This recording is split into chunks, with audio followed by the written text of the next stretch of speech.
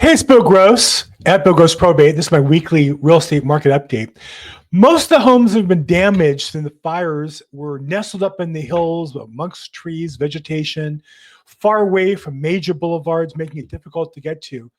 But these are the kind of homes that people want to live in increasingly, more and more, even the last 10, 20 years when we had fires. More people moved into these areas than out of these areas. Why is that? What can be done, if anything, about that to prevent future fires?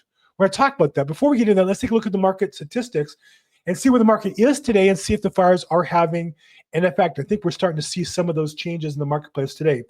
In a real estate, in any economy, you have two sides, demand and supply. Demand is affected in real estate by the interest rates and supply by inventory. On the buyer side, interest rates inched down a little bit last week from 7.11 down to 7.05. And so we're in a range where these rates are still creating significant demand. Of course, if they drop, we'll see more demand. We have a president promising to lower rates. We'll see if that happens.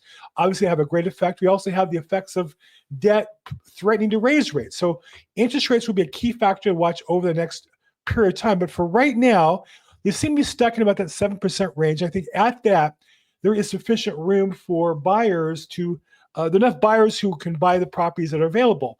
Why is that? Well, because there's only so many houses available. And we take a look at inventory. Again, inventory dropped tremendously, which it does every year at this time. You look at every single year, it's dropped off around January. And then after the Super Bowl, typically, after winter, more houses come on the market. Notice, though, the inventory here is still higher than the pre-pandemic period. So you're going to see a lot of statistics saying, oh, inventory is up. But notice that it's still below any pre-COVID period ever by a large mile. So what that means is right now, there's still not enough homes for the market for prices to go down overall nationally. And prices are still likely to go up. And obviously in Southern California, with so many houses burning, there's more value for the houses that are still left. Therefore, you have upward pressure. We see that right away when we take a look at the market stats in Los Angeles metro area. I use Altos Research, and they take an overall number, and it inched up slightly to 37. It was 36 for the last couple of weeks. Now, it's been as high as 40 during the COVID periods, 41, 42. But what you can see is that in general, prices going up a little bit. Median list prices are holding still. New listings at the higher end. Prices are being increased, not decreased as much. Obviously, with the fires removing as many homes that are built in LA in a year, less inventory, the houses that are left are going to have more value. And while there are protections against price gouging, what is natural is those sellers who are going to hold tight are going to get their price to be more likely to, given where the market is headed. Okay, so why do people seem to live where there's fires? Well, there's an interesting article in the New York Times that actually quantifies this factor. 1990, 3.7 million homes in California were in wildfire areas, 5.1 million as of 2020, only a little bit more since then. LA is not an exception. Overall, this is the fact. Overall, people want to live in fire-prone areas, not because they would be exposed to fires, but because they want to live in areas that are hilly, where there's trees, where there's privacy, away from major roads, which makes them more fire prone, but also nicer places to live. And I was listening to a great interview with Grant Cardone the other day saying, there's no reason why homes can't be built with better materials, better irrigation systems, better planning with fire departments, so we could use technology to make these homes safer. And people, I think, expect that and are shocked to find that our fire departments using the same technology from the 1950s, as a result, were overwhelmed by the recent fires. But people want to live in areas where the homes are fire prone. And it's just a challenge that we have to deal with. Here's another article from Yahoo News. This is actually an article written on Stacker. And you take a look at the homes that burned down. Oops.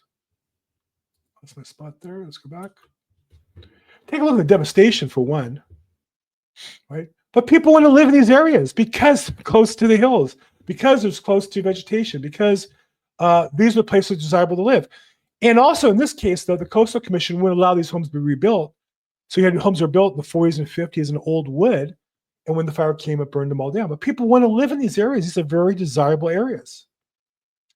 And increasingly, more people are moving into homes that are stressing with fire issues and not avoiding it.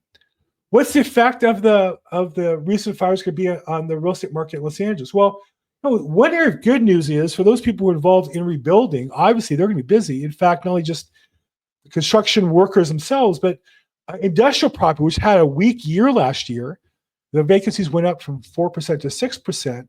They're going to need properties to store equipment and supplies. We're going to have, we burn down more homes we build in a year. So you're going to have tremendous demand for places to store wood and plaster and concrete and the trucks that go along with it.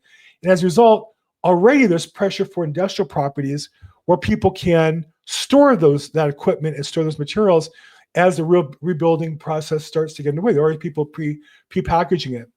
Interesting article by CoStar. CoStar is like the #1 company in commercial real estate information, kind of the Zillow of commercial, though they're trying to get in the residential side as well.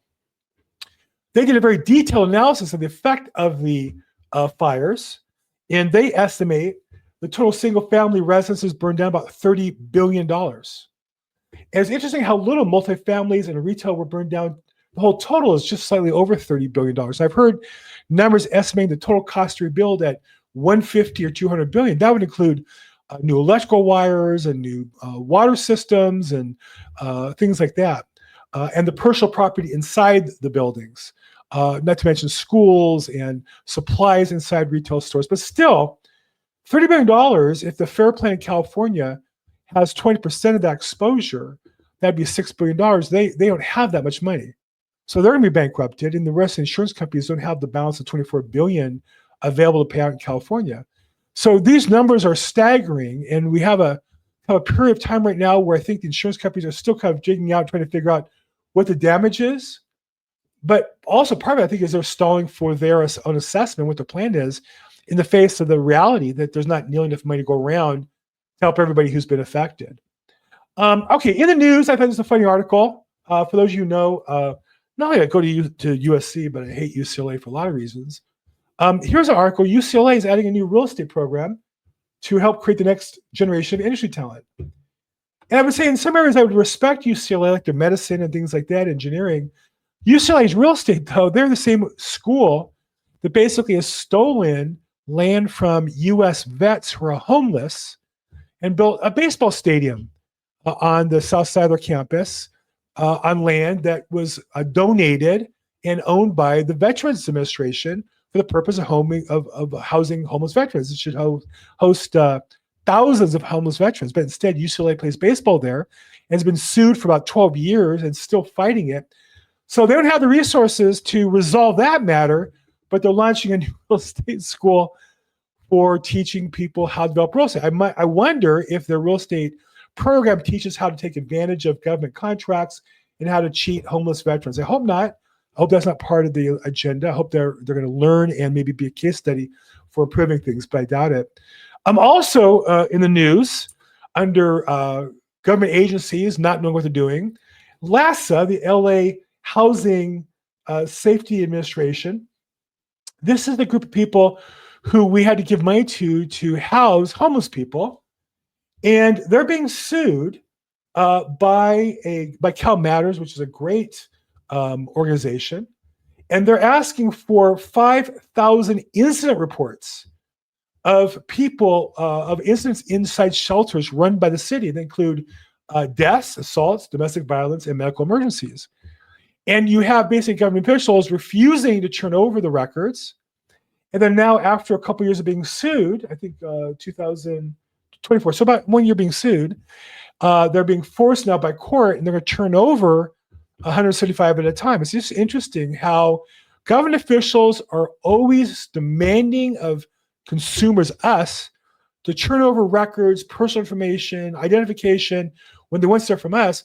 But when things go wrong in government programs, it's always difficult to get the information. And the thing I want to stress for all of us is it's our information. The money spent on these programs are our tax dollars. The officials that work these programs are our employees. The incident reports are city property, which means we taxpayers own it. And the fact that they won't turn it over just shows how unaccountable Karen Bass and her administration is. And while we have people literally being killed and raped and robbed and drugs going on in these city housing, the city is refusing to turn over the information that would document it so a third party can assess and hopefully find who is wrong about there and try to improve things. So again, this is our government. It's always about they're going to solve the problem until the problem needs to be solved. And then all of a sudden, they don't have the manpower, they don't have the resources, they don't have the ability. They're very worried about our privacy. They want to turn over these incident reports because they're worried about information getting out. They're not worried about people being killed or assaulted in their properties and trying to solve the problem. They're very worried about the information being misused by the organizations seeking to hold them accountable.